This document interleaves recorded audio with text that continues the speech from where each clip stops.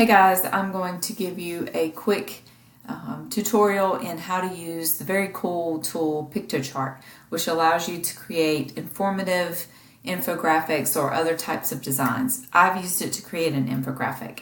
It's free, so go ahead and log in and sign up, and once you log in, you will be directed to your dashboard where you will see any projects that you have created. So I'll come back to this in a second.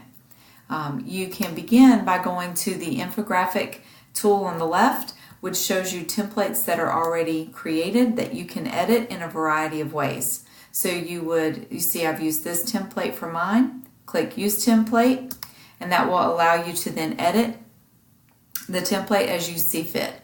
And you can do that using shapes, lines, photos, different kinds of toolbar tools at the top, etc. Once you have completed and saved your work, hit download and share. That's it.